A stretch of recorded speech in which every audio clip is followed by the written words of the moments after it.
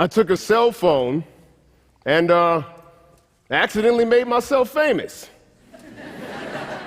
I was just talking about the things that I cared about, but with the click of a button and an incendiary viral video, I propelled myself into overnight stardom. When I say overnight, I mean I literally woke up the next morning with so many notifications on my phone, I thought I slept through a national tragedy. It was the craziest thing, guys, but when it came to my influence and my exposure, I literally took a quantum leap.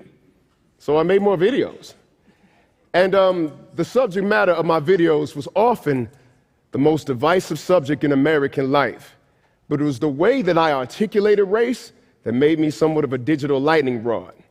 See, being a survivor myself of police brutality and having lost a childhood friend, Alonzo Ashley, at the hands of the police, I had a little something to say about the topic. You see, this was at the height of the Black Lives Matter furor, and people seemed to be turning to me to articulate their viewpoints, and honestly, it was sort of overwhelming. You see, the internet has this interesting quality. In one way, totally brought the world together. And I remember being a kid, and all of this utopian propaganda was being dumped on us about how the World Wide Web was going to span the reaches of people across the globe. But as it turns out, people are people. And this magical superhighway also took the demons of our nature and gave them Ferraris. You see, technology, y'all, is a lot like money. It just brings out what's already inside you and amplifies it. And so I soon became familiar with the phenomenon of the internet troll. These guys seem to live beneath the bridges of said superhighway. And they also missed the memo about the enlightenment of the internet age. I remember being called highly colorful racial slurs by those who use the anonymity of the internet as a clan hood. And some of them were pretty creative, actually, but others were pretty wounding, especially navigating the post-traumatic world of a police brutality survivor in the height of Black Lives Matter, with all of these people being killed on my timeline. To these trolls, I wasn't a human. I was an idea, an object, a caricature. Did I mention that this race stuff can be kind of divisive? You see, I'm an innately curious person. And as I drew my sword to engage in epic battles in the comment section,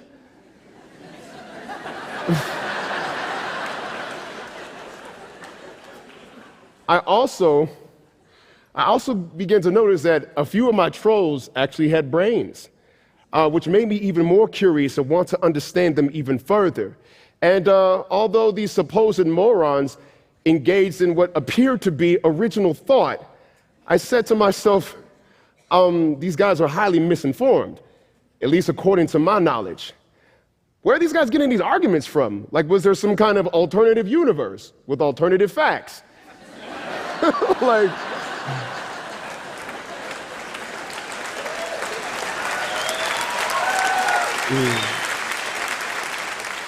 like was history and gravity optional over there? I don't know. But I needed to know, like I wanted to know. And as it turns out, I had no idea about digital echo chambers. That same target marketing algorithm that feeds you more of the products you like to buy also feeds you more of the news that you like to hear.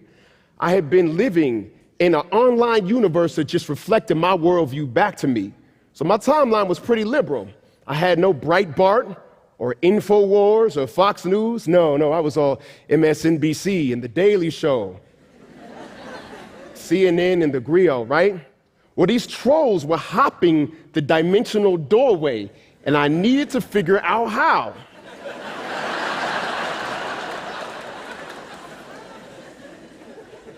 So what I decided to do was trick the Facebook algorithm into feeding me more news that I didn't necessarily agree with.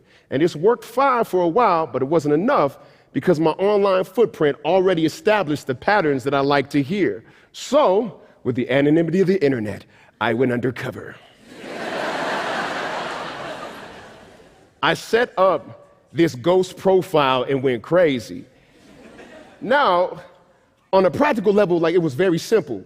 But on an emotional level, it was kind of daunting, especially with the racist vitriol that I had experienced. But what I didn't realize is that my trolls were inoculating me, thickening my skin, making me immune to viewpoints that I didn't necessarily agree with. And so I didn't react to the same things as I would have several months prior, all right? So I pressed on.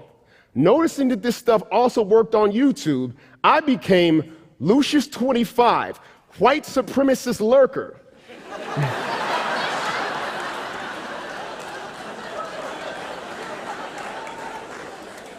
And digitally, I began to infiltrate the infamous alt-right movement. Now, my doppelganger was Edgar Rice Burroughs' John Carter character, a sci-fi hero who was once a Confederate soldier. And to think, like, years ago, I would have needed, like, acting training and, like, makeup and a fake ID. Now I could just lurk. And so I started with a little InfoWars, went on into some American Renaissance, National Vanguard Alliance, and, I started commenting on videos, talking bad about Al Sharpton and Black Lives Matter. I started bemoaning race baiters like Eric Holder and Barack Obama, and just mirroring the anti-black sentiments that were thrown at me. And to be honest, it was kind of exhilarating. Like, I would literally spend days clicking through my new racist profile,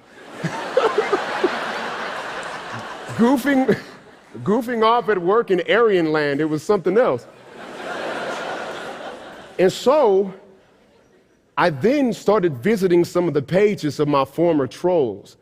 And a lot of these guys were just regular Joes, a lot of outdoorsmen, hunters, computer nerds, some of them family guys with videos of their families. I mean, for all I know, some of y'all could be in this room right now, right? But when I went undercover, I found a lovely plethora of characters. Luminaries like Milo Yiannopoulos, Richard Spencer, and David Duke. All of these guys were thought leaders in their own right. But over time, the alt-right movement ended up using their information to fuel their momentum. And I'm going to tell you what else led to the momentum of the alt-right. The left wing's wholesale demonization of everything white and male. If you are a pale-skinned penis haver, you're in league with Satan.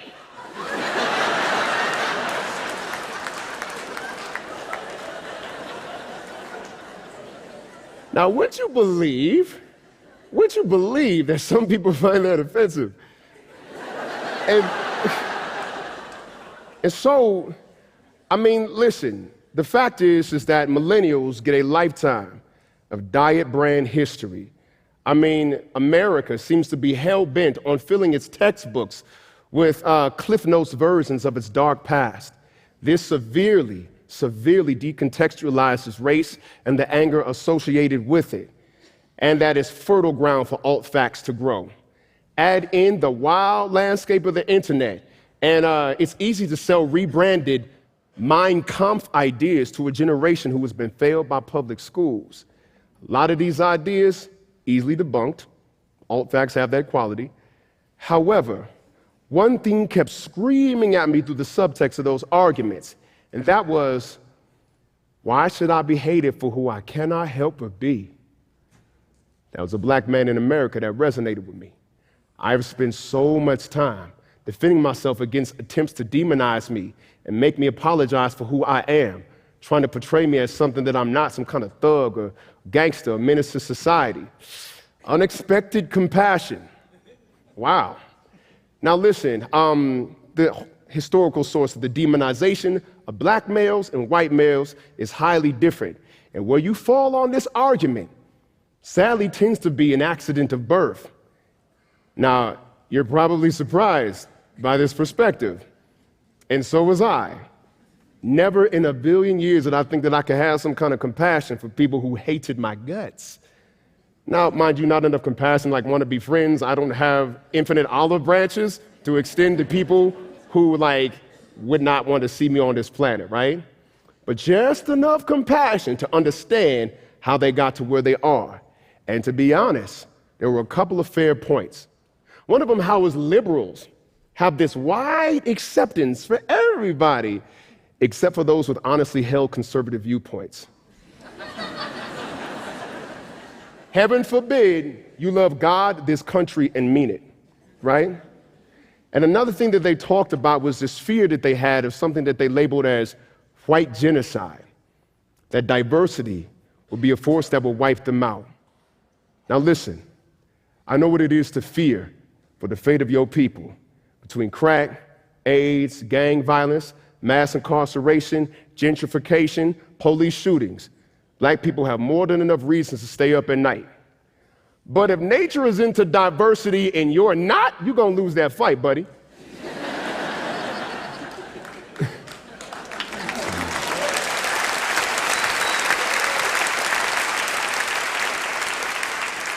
You see, nature doesn't care about your race. That's man-made. Nature just cares about healthy organisms, and your precious ethnic features are expendable to that end. So the moment that you let go of that racist identity and re-latch onto humanity, all your problems go away.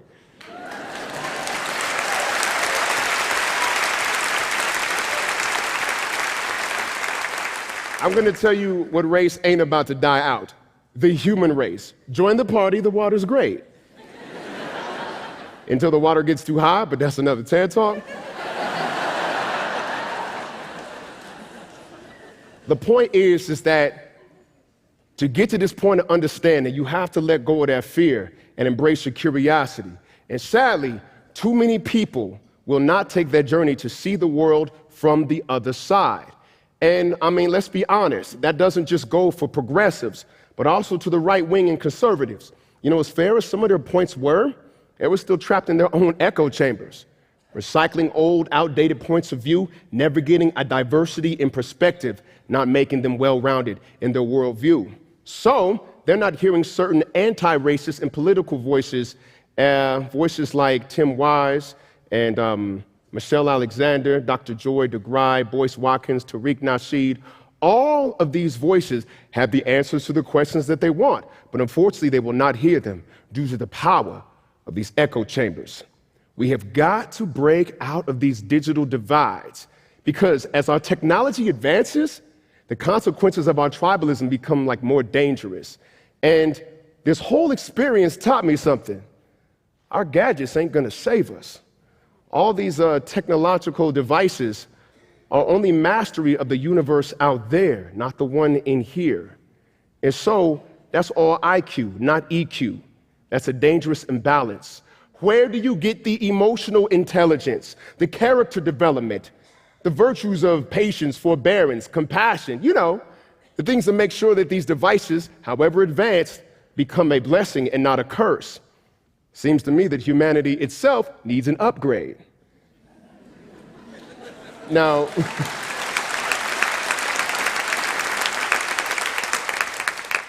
that's a big task, understandably. But I don't believe in any kind of unbeatable monster. There was no giant out there without perhaps a simple Achilles heel. Now, what if I told you that one of the best ways to actually overcome this is to have courageous conversations with difficult people, people who do not see the world the same way that you see the world? Oh yes, folks, conversations may be indeed the key to that upgrade. Because remember, language was the first form of virtual reality. It is literally a symbolic representation of the physical world. And through this device, we change the physical world. Keep in mind, conversations stop violence. Conversations start countries. They build bridges. And when the chips are down, conversations are the last tool that humans use before they pick up the guns. And I ain't talking about online safe conversations from the security of your laptop. No. I'm talking about in-your-face conversations with real, breathing people. And for me, this looks like running a community forum called Shop Talk Live. Now, in Shop Talk Live, somebody been there, right? In Shop Talk Live, we have the conversations that change lives. We meet the community right where they are, and we've done everything from divert gang violence in real time to help find people jobs to mentoring homeless youth. And the reason why we needed to do this is because there was a severe lack of trust in the Black community due to the violence of the crack era. And so we ended up taking agency into our own hands, solving our own problems, not waiting for anybody else. And the truth is, from the mayor to the felon, you're gonna find them in that barbershop. And so what we did was just organize what was already going on. And so what I started doing was mining these alternative viewpoints from these alternative digital universes, dissecting them, breaking them down into controversial talking points. Then, with my cell phone, I flipped the internet against itself and began to broadcast these live conversations to my online followers. This made them want to leave the safety of their laptops and meet us in person to have real conversations with real people in real life.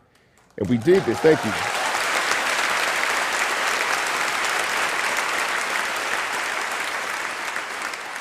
Sometimes I sit back and I reflect on the paradox of me just trying to solve the problems, us trying to solve the problems in our own communities. We build bridges to so many other communities, from the LGBTQ community to the Arab immigrant community, and even sat down with somebody with a Confederate flag on their hat and talked about the things that actually mattered. It is time that we stop trying to hack our way around the human experience. There is no way out of each other. Stop trying to find one. We have to understand something. Human beings all want the same things, and we have to go through each other to get these things. These courageous conversations are the way that these bridges are built. It is time that we start seeing people as people, and not simply the ideas that we project onto them or react to. Human beings are not the barriers, but the gateways to the very things that we want. This is a collective and conscious evolution. My journey began with a terribly popular cell phone video and a fallen friend. Your journey begins right about now. Join the Renaissance in human connection. It is going to happen with or without you. My suggestion, pick a topic and start a community dialogue in your neck of the woods. Meet folks back in real life, and I'm going to tell you, when you trick the algorithm of your existence, you will get some diversified experiences. It is time to grow, people. And when we do this, not if, it will be clear that the key to this upgrade was always our inner world, not some device that we create. And the doorways to this experience is now and will forever be each other. Thank you.